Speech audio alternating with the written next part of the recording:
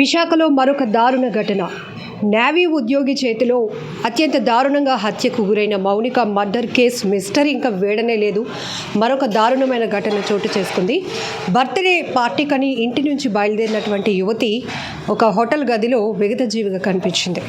అప్పటి వరకు ఇంట్లో బర్త్డే పార్టీకి వెళ్తున్నానని, స్నేహితులు పిలవటం వల్ల వెళ్తున్నానని చెప్పి వెళ్ళినటువంటి అమ్మాయి ఒక్కసారిగా హాస్పిటల్లో వాళ్ళ కూతుర్ని ఆ పరిస్థితిలో చూసి గుండెలు గుబేలమన్నాయి అంటున్నారు కుటుంబ సభ్యులు. మరొక వైపు ఎక్కడైతే అమ్మాయి పార్టీకి అటెండ్ అవ్వడానికి వచ్చినటువంటి హోటల్ దగ్గర ఉన్నాం, విశాలాక్షి నగర్లో ఉన్నటువంటి బీ స్క్వేర్ విల్లాలో.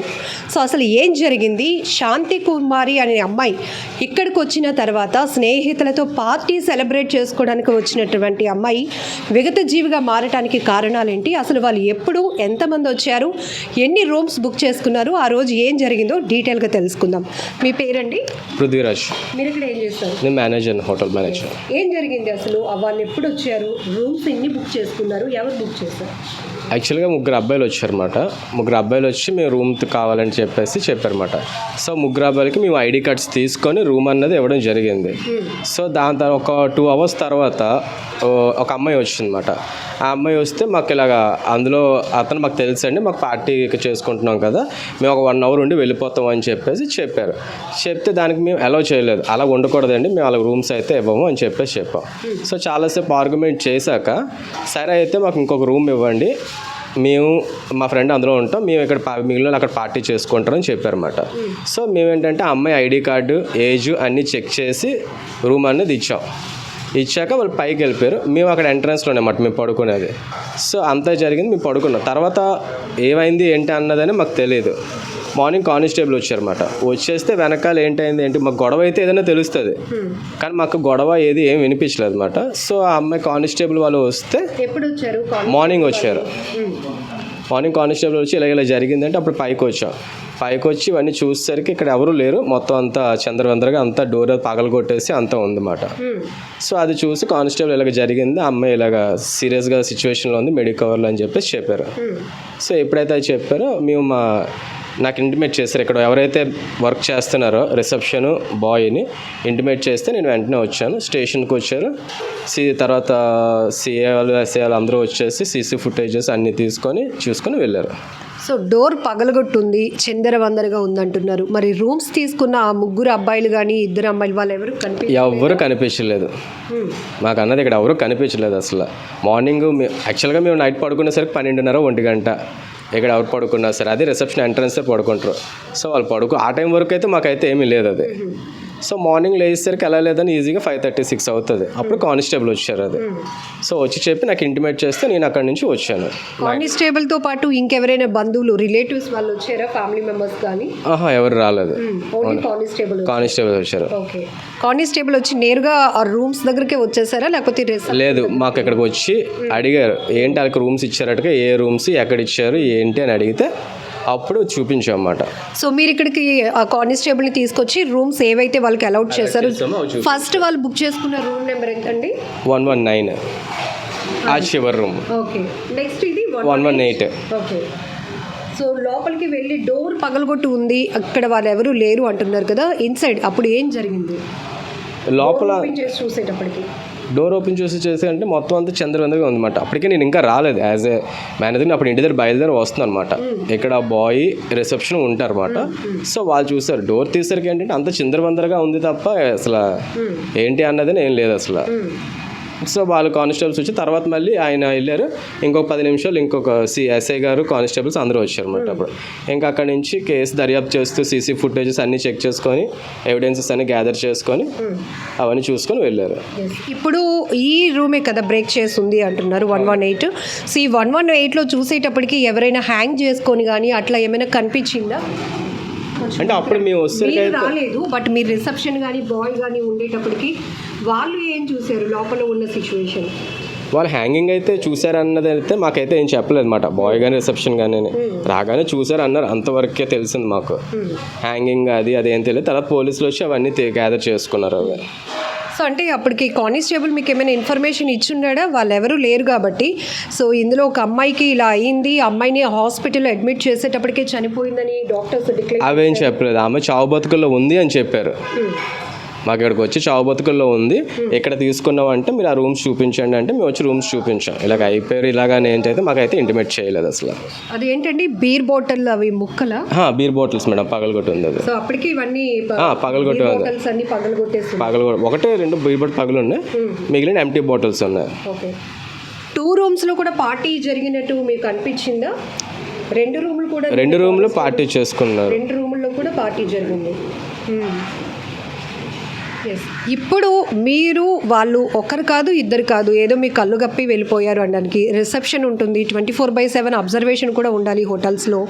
అంటే వాళ్ళు ఎవరు ఎస్కేప్ అయినప్పుడు ఎలా వెళ్ళి ఉంటారు? సీసీ కెమెరా ఫుటేజెస్ ఉన్నాయి, అవన్నీ మీరు ఏం నోటీస్ చేశారు? సీసీ కెమెరా ఫుటేజెస్ ఉన్నాయి, అన్నీ చేసుకున్నాం. కాకపోతే ఏంటంటే వాళ్ళు మా రిసెప్షన్ మీద నుంచి కానీ వీటి నుంచి అయితే ఎవరు వెళ్ళలేదు. మేము ఇవ్వడం వరకు రూమ్స్ అనేవి మేము పర్ఫెక్ట్గానే మేము చూసుకొని ఇచ్చాం. మేము అబ్బాయి ఐడి కార్డ్స్ తీసుకున్నాం, అమ్మాయికి ఇంకో రూమ్ అన్నారు, ఆ అమ్మాయి ఐడి కార్డ్ కూడా తీసుకొని అన్నీ చేసుకొని ఇచ్చాం మేము అన్నదైతే. కాకపోతే వాళ్ళు ఎలాగా ఏంటి అన్నదని ఏంటైతే మాకు తెలియదు. ఫుటేజెస్ అన్నది డిపార్ట్మెంట్ వాళ్ళే చూసుకున్నారు, వాళ్ళే డిపార్ట్మెంట్ వాళ్ళు ఇన్వెస్టిగేషన్లో పార్ట్ కాబట్టి వాళ్ళు తీసుకుంటారు. బట్ మీరు వీళ్ళు ఎప్పుడు వెళ్ళిపోయారు, ఎలా వెళ్ళిపోయారు అని చూడటానికి జస్ట్ ఓపెన్ చేసి చూస్తారు కదా ఫుటేజ్ అనేది. అందులో అంటే మాకేంటంటే టెక్నీషియన్ ఉంటారు అన్నమాట, మా వరకు అయితే ఉండదు అన్నమాట. మా టెక్నీషియన్స్ వస్తారు, వాళ్ళు చూసుకుంటారు. మాకు ఏంటంటే జస్ట్ మానిటర్ చేయడానికి కానీ వీటి వరకే మాకు పర్మిషన్ ఉంటుంది అన్నమాట. సో అంతకు మించి ఉండదు. కాకపోతే ఏంటంటే వాళ్ళు వెళ్ళేది ఏంటంటే బ్యాక్ సైడ్ గేట్ నుంచి ఇక్కడ తీసుకెళ్లారు అని చెప్పేసి అంటున్నారు అన్నమాట. ఓకే.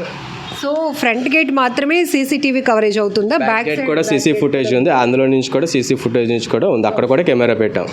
జనరల్లీ ఈ మధ్య జరుగుతున్నటువంటి క్రైమ్ కేసెస్ చూస్తుంటే ఇట్లా హోటల్లో ఆత్మహత్యలు జరగటం కానీ హత్యలు జరగటం చాలా వరకు జరుగుతుంది. సో మీరు Day 1 వాళ్ళకి రూమ్ అలాట్ చేసినప్పుడు 3 అబ్బాయిల ఐడి కార్డ్స్ తీసుకున్నారు. యాజ్ పర్ ఐడి కార్డ్స్ వాళ్ళ పేర్లు ఏంటి, ఏజ్ గ్రూప్ ఎంత ఉండొచ్చు? అందరూ ఏజెస్ అబౌట్ 25-26 ఉన్నాయి. ఇప్పుడు 3 అంటే వాళ్ళు రెగ్యులర్ కాదు కాబట్టి మనం అంత గుర్తుపెట్టుకోం. ఎవరు కస్టమర్స్ వస్తే జస్ట్ ఐడి కార్డ్స్ ఒకసారి చూసేసి పెట్టుకుంటాం అంతవరకు. ఇంకొక రూమ్ కోసం మరొక అమ్మాయి ఐడి కార్డ్ కూడా తీసుకున్నామన్నారు కదా, ఆ అమ్మాయి చనిపోయిన అమ్మాయా మరొక అమ్మాయా? చనిపోయిన అమ్మాయి. శాంతి కుమారి. సో ఆ అమ్మాయి పేరు మీద మరొక రూమ్ తీసుకున్నాం అది. సో ఈ చనిపోయిన అమ్మాయి శాంతి కుమారితో పాటు ఇంకొక అమ్మాయి కూడా వచ్చి పార్టీలో జాయిన్ అయిందా? అది మాకు మార్నింగ్ ఇన్వెస్టిగేషన్లో మాకైతే తెలిసిన తర్వాత సీసీ ఫుటేజెస్ చూస్తాను. ఓకే. సో మీ ప్రకారం ఇక్కడ 3 అబ్బాయిలకి ఒక రూము, శాంతి కుమారి అన్న అమ్మాయికి ఒక రూము మీరు అలాట్ చేసి. ఆ శాంతి కుమారి అమ్మాయి ఏంటంటే వాళ్ళ 3లో ఒకరు తన ఫ్రెండ్, మేము కలిసి ఉంటాం అంటే దానికి మేము అలాట్మెంట్ చేయలేదు, అలాగే ఇవ్వమమ్మా అలాగని చెప్పేసి చెప్పితే లేదండి మేమిద్దరం ఒక రూమ్లో ఉంటాం, మాకు ఒక ఐడి కార్డ్. ఇక్కడ ఒక క్లారిటీ అండి, 3 అబ్బాయిల్లో ఒక అబ్బాయి తన ఫ్రెండ్, వారిద్దరికి ప్రైవసీగా ఒక రూమ్ మిమ్మల్ని అడిగారు. ఎందుకంటే వాళ్ళకి ఏంటంటే ఇప్పుడు అక్కడ అన్నది జరిగింది అందరికీ కలిపి ఒకే రూమ్ ఇమ్మన్నారు. సో అందరికీ అన్నది అలాగే ఇవ్వకూడదు కాబట్టి మేము ఇవ్వలేదు అది. ఇప్పుడు ఇంకొక అమ్మాయి కూడా వచ్చిందన్న విషయం మరి మీకు ఇప్పుడు తెలిసింది? మాకు మార్నింగ్ ఇన్వెస్టిగేషన్లో. అప్పటి వరకు మాకు అయితే తెలియదు. మేము మామూలుగా రెగ్యులర్గా మేము చెక్ చేసుకుంటాం కాబట్టి యాజ్ యూజువల్గా అన్నీ చూస్తున్నాం, కానీ అందరూ రూముల్లో ఉంటే రూములు తలుపేసుకుంటే మాకు తెలియదు కదా ఎవరు వచ్చారు ఏంటి అన్నదని. ఇప్పుడు 3కి వచ్చాం రూము, లోపల ఎంతమంది ఉన్నారు ఏంటి అన్నదని మేము చూడలేం కదా. కంపల్సరీగా చూడాలి కదండి. కంపల్సరీగా చూడాలి అంటే ఇప్పుడు ప్రైవసీ కొంతమంది వస్తారు అలాగని చెప్పి ప్రతిసారి తలుపు కొట్టి వాళ్ళు డిస్టర్బెన్స్ చేయలేం కదా. మామూలుగా మేము ఫ్లోర్స్ అన్ని చెక్ చేసుకుంటాం, ఏమైనా డిస్టర్బెన్సెస్ ఉన్నాయి ఏంటి అవన్నీ చెక్ చేసుకుంటూ ఉంటాం. నైట్ అప్పటికి 12:30-2 అయిపోయింది. సో మా వాళ్ళు పడుకున్నారు, ఇంకా అంటే రిసెప్షన్ దగ్గర ఎంట్రన్స్లోనే పడుకుంటారు, ఎందుకంటే ఏదైనా చేసినా అటు నుంచే వస్తారు కాబట్టి. సో చెక్ చేసుకొని చూసుకొని మేము పడుకున్నాం. తర్వాత మార్నింగ్ వచ్చినంత వరకు మాకైతే ఇంటిమేషన్. ఇంకొక అమ్మాయి ఫ్రంట్ వే నుంచి అయితే రాలేదు. పోలీసు వచ్చి చెప్పే వరకు ఇంకొక అమ్మాయి కూడా ఉందన్న విషయం మీకు తెలియదు? మాకైతే తెలియదు, అది ఎక్కడి నుంచి వచ్చారు ఏంటి అన్నదని చూడాలి ఇప్పుడు. సో ఇది ఇక్కడ హోటల్ బీ స్క్వేర్ విల్లా దగ్గర ఉన్నటువంటి మేనేజర్ నుంచి మనం కొంత ఇన్ఫర్మేషన్ తీసుకుంటే కనుక మొదట 3 అబ్బాయిలు వాళ్ళ ఐడి కార్డ్స్ ఇచ్చి ఒక రూమ్ తీసుకున్నారు. అయితే అందులో ఒక అబ్బాయితో నేను ఉండాలి అని అనుకుంటున్నాను అంటూ మరొక అమ్మాయి కూడా తన ఐడి కార్డ్ని వీళ్ళకి ప్రొవైడ్ చేసి మరొక రూమ్ తీసుకున్నారు. అది 118, ఫస్ట్ రూమ్ 119. అయితే ఉదయం అయినప్పటికీ ఒక పోలీస్ కానిస్టేబుల్ వచ్చి మీ హోటల్లో ఎంతమంది రూములు తీసుకున్నారు, ఇలా జరిగింది జరిగింది అని వాళ్ళు వచ్చి చెప్పే వరకు కూడా మాకు ఇది తెలియదు అంటూ మేనేజర్ చెప్తున్నారు. సో ఈ మధ్య మనం చాలా కేసెస్లు చూస్తుంటే కనుక అబ్జర్వేషన్ అనేది లేకుండా ఉంది. అందులోనూ విచ్చలవిడితనం కనబడుతోంది చాలా స్పష్టంగా. పెళ్లి కాకముందే చాలా ఫ్రీడమ్ తీసుకుంటున్నారు. స్వేచ్ఛ పేరుతో చేస్తున్నటువంటి ఇలాంటి చర్యలు ఇంత నేర ప్రవృత్తి వైపు వెళ్తున్నాయి అన్న విషయం కూడా తెలుస్తోంది. చాలా కేసుల్లో మనం చూస్తూ ఉన్నాం. ఎందుకు ఒక ఎగ్జాంపుల్ చెప్పాలంటే మిస్టరీగా ఇప్పటికీ కూడా మిస్టరీగానే ఉండిపోయినటువంటి మౌనిక కేసులో కూడా నేవీ ఉద్యోగికి ఆ మౌనికకి ఎన్నాళ్ళ నుంచి పరిచయం ఉన్నా అతను పిలవడం వల్ల వెళ్ళింది, ఆ తర్వాత హత్యకు గురైంది అనే విషయం మనం అక్కడ చూసాం. సో ఇప్పుడు ఇక్కడ శాంతి కుమారి విశాఖపట్నం జోడుగుళ్ళపాలెంకు చెందినటువంటి శాంతి కుమారి వాళ్ళ మదర్ సెక్యూరిటీ గార్డ్గా పనిచేస్తున్నారు. సిస్టర్ వచ్చేసి నర్సింగ్ ట్రైనింగ్ జరుగుతోంది. శాంతి కుమారి ఇంటర్ వరకే చదివినట్లు తెలిసింది. సో అలాగే అప్పుగర్ ప్రాంతానికి చెందినటువంటి వాసుపల్లి సాయి కిరణ్ అనే అబ్బాయితో అమ్మాయికి స్నేహం ఏర్పడింది. ఇదంతా బాగానే ఉంది. అయితే మొన్న రాత్రి ఇంటి నుంచి ఫ్రెండ్స్ బర్త్డే పార్టీకి పిలుస్తున్నారు, వెళ్తున్నాను అని చెప్పి వెళ్ళినటువంటి శాంతి కుమారి నెక్స్ట్ డే చూసేటప్పటికి అమ్మాయి ఫ్రెండ్స్ నుంచి ఫోన్ కాల్ వచ్చింది కుటుంబ సభ్యులకి. శాంతి కుమారికి ఫిట్స్ వచ్చింది, తనకి హెల్త్ బాగాలేదు, దగ్గరలో ఉన్నటువంటి కార్పొరేట్ హాస్పిటల్లో అడ్మిట్ చేశాము రండి అని చెప్పి అక్కడికి వెళ్ళి ఆ అమ్మాయిని చూసేటప్పటికే డాక్టర్స్ శాంతి కుమారి చనిపోయింది అన్నారు. శాంతి కుమారి జెస్సీ అని కూడా పిలుస్తారు. అమ్మాయి ప్రాణాలతో లేదు అని వైద్యులు చెప్పేటప్పటికి ఒక్కసారి వాళ్ళంతా షాక్ అయిపోయారు. బర్త్డే పార్టీకి వెళ్ళింది, ఫ్రెండ్స్తో అని చెప్పి వెళ్ళింది, ఫ్రెండ్స్ని కలవడానికి అని చెప్పి వెళ్ళినటువంటి అమ్మాయి ఇలా హాస్పిటల్లో చూసే పరిస్థితి వస్తుందని ఊహించలేకపోయామంటూ. అయితే అమ్మాయి ఒంటిపైన గాయాలు గమనిస్తే కనుక చాలా చోట్ల కొట్టినటువంటి గాయాలు కనబడటం వల్ల ఇమీడియట్గా కుటుంబ సభ్యులకి చాలా రకాల అనుమానాలు వ్యక్తమయ్యాయి. పోలీసులకు ఆరిలోవ పోలీసులకు ఆ విధంగానే స్నేహితుల మీద అనుమానంతో కంప్లైంట్ ఇచ్చారు. ఆరిలోవ సిఐ మల్లేశ్వరరావు గారు కేసు దర్యాప్తు కొనసాగించిన తర్వాత ఇక్కడ తెలిసింది ఏంటంటే ఇమీడియట్గా ఒక కానిస్టేబుల్ని ఇక్కడికి వెళ్ళి సీన్ దగ్గర అసలు ఏం జరిగింది, బీ స్క్వేర్ విల్లాలో వీళ్ళు ఎన్ని రూములు తీసుకున్నారు, ఎంతమంది వచ్చారు, ఏం జరిగిందని తెలుసుకునేటప్పటికే నైట్ అంతా రిసెప్షను అండ్ ఒక బాయ్ తప్ప ఎవరు ఉండం మేడం. కానిస్టేబుల్ వచ్చి ఉన్నాక తెలిసింది ఈ రూమ్లో 119లో 3 అబ్బాయిలతో పాటు 118లో 2 అమ్మాయిలు అంటే శాంతి కుమారి ఐడి కార్డ్ ప్రొవైడ్ చేసి ఒక రూమ్ తీసుకుంది. బట్ ఆ రూమ్లో కూడా ఒక అబ్బాయితో ఉండడానికి అని చెప్పినా కూడా మేము దాన్ని ఎంకరేజ్ చేయలేదు, ఎందుకంటే అలాంటి తరహా వ్యవహారాలు ఇక్కడ జరగవు అని చెప్పినాక ఇంకొక అమ్మాయి ఎప్పుడొచ్చిందో కూడా మాకు తెలియదు. సీసీటీవీ ఫుటేజ్లో చూస్తే ఇంకొక అమ్మాయి బ్యాక్ గేట్ నుంచి వచ్చినట్టు పోలీసులు వచ్చినాక తెలిసింది అన్నారు. ఇక్కడ చాలా విడ్డూరంగా ఉంది ఇదంతా కూడా. అంటే రూములు తీసుకున్న వాళ్ళు ఎంతమంది, బయట నుంచి వచ్చిపోతున్న వాళ్ళు ఎంతమంది, ఇక్కడ ఏ రకమైన క్రైమ్లు జరిగినా రెస్పాన్సిబిలిటీ ఎవరిది ఏంటి, ఒక సెక్యూరిటీ పరంగా కూడా భద్రత పరంగా కూడా మనం ఇక్కడ చాలా క్లారిటీ తీసుకోవచ్చు ఆయన మాటల్లోనే. బట్ ఏది ఏమైనప్పటికీ కూడా స్నేహితులను కలవటానికి బర్త్డే పార్టీకి అని వెళ్ళినటువంటి అమ్మాయి విగత జీవిగా కనపడటం ఇప్పుడు ఆ కుటుంబ సభ్యులు జీర్ణించుకోలేకపోతున్నారు. మొత్తం స్నేహితులు అందరిపైన కూడా కేసు ఫైల్ చేయడం జరిగింది. అయితే ఇక్కడికి కానిస్టేబుల్స్ వచ్చి చూసేటప్పటికీ ఇక్కడ ఎవరూ లేరు. రూముల్లో రెండిట్లో కూడా చిందరవందరగా వస్తువులన్నీ పడున్నాయి. బీర్ బాటిల్స్ కూడా పార్టీ జరిగినటువంటి బీర్ బాటిల్స్ కూడా పగిలి ఉన్నాయని చెప్తున్నారు. బట్ ఇక్కడ ఎవరైనా స్మోక్ చేసినటువంటి సిగరెట్ పార్టికల్స్ కానీ ఇవన్నీ కూడా కనిపించాయి అని చెప్తున్నారు. అయితే వీళ్ళ మధ్య గొడవకి కారణం కూడా కొంతవరకు అనుమానాలు వ్యక్తమవుతున్నాయి. ఎవరైతే పూర్తిగా 4 అబ్బాయిలు చనిపోయినటువంటి శాంతి కుమారితో పాటు మరొక అమ్మాయి సంజన, మొత్తం ఈ 6 కూడా ఇక్కడ ఈ 2 రూముల్లో పార్టీ చేసుకున్నారు. అయితే వీళ్ళ మధ్య గొడవకి కారణం ఏంటంటే ఈ ఇంకొక అమ్మాయి ఎవరైతే ఉన్నారో ఆ అమ్మాయికి వాళ్ళ లవర్కి సంబంధించి ఇద్దరి మధ్య విభేదాలకి కారణం ఈ చనిపోయినటువంటి శాంతి కుమారి లేనిపోని మాటలు చెప్తూ ఉంది. దానివల్లే ఇక్కడ ఈ పార్టీ అని చెప్పేసి ఇక్కడ పిలిపించినాక శాంతి కుమారితో తగాదా పడ్డారు. ఒకనొక సమయంలో ఆమెపై దాడి కూడా చేశారు. ఆ తర్వాత వాళ్ళందరూ బయటికి వెళ్ళిపోయి వాళ్ళు బయటికి వెళ్ళిపోయిన తర్వాత అవమానంగా తీసుకున్నటువంటి శాంతి కుమారి ఆత్మహత్య చేసుకున్నట్టుగా కూడా పోలీసులు తమ దర్యాప్తులో గుర్తించడం జరిగింది. మొత్తానికి ఆ శాంతి కుమారి ఆత్మహత్య చేసుకోవడానికి ప్రేరేపించేలాగా వ్యవహరించినటువంటి విధానం కానీ ఆమెపై భౌతికంగా దాడికి పాల్పడటం, దుర్భాషలాడుతూ ఆమెను వేధించినటువంటి స్నేహితులపై మాత్రం ఆరిలోవ పోలీసులు కేసు నమోదు చేసి దర్యాప్తు కొనసాగిస్తున్నారు. బట్ ఇప్పుడు కుటుంబం సభ్యులే కదా తీవ్రంగా మానసిక క్షోభకు గురవుతున్న పరిస్థితి. ఎందుకంటే కన్న కూతుర్ని కోల్పోయినటువంటి అక్కడ తల్లి చెల్లి తీవ్రంగా కన్నీటి రోదన పెడుతున్నారు. నిన్నంతా కూడా కేజీహెచ్ మార్చరీ దగ్గర వాళ్ళ ఏడుపు కానీ వాళ్ళు చెప్తున్నటువంటి వ్యక్తం చేసినటువంటి బాధ కానీ చూస్తే కనుక ఒక రకంగా గుండెలు తరుక్కుపోయాయి. మరొక వైపు ఒక ఎదుగొచ్చిన అమ్మాయిని ఫ్రెండ్స్ అని పార్టీలని రాత్రిపూట ఇంటికి రాకుండా ఇలా ఎందుకు ఎంకరేజ్ చేస్తున్నారు? అల్టిమేట్గా ఆఖరికి నష్టపోతుంది కూడా కుటుంబ సభ్యులే. మీ వాళ్ళని కోల్పోతూ తీవ్రంగా నష్టపోతుంది కూడా మీరే.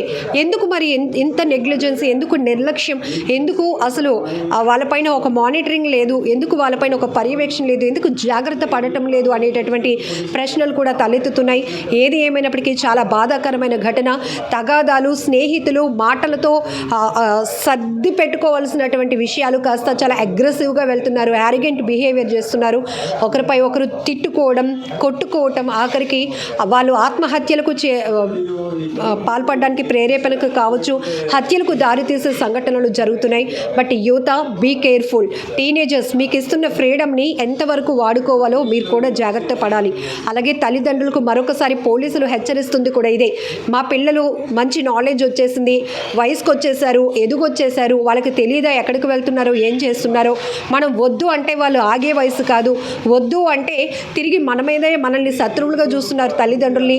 అందుకని మనం ఫ్రీడమ్ ఇస్తున్నామని ఆలోచించకుండా ఈ తరహా ఘటనలు కూడా జరుగుతూ ఉండటానికి కారణం ఇంటి దగ్గర ఒక కారణం చెప్తున్నారు, బయటకు వెళ్ళి వీళ్ళు చేస్తున్నటువంటి పనులు వేరేగా ఉంటున్నాయి. కాబట్టి జాగ్రత్తగా ఉండాల్సిన అవసరం ఉంది. మొత్తానికి శాంతి కుమారి కేసునైతే వేగవంతంగా ఆరిలోవ పోలీసులు దర్యాప్తు కొనసాగిస్తున్నారు.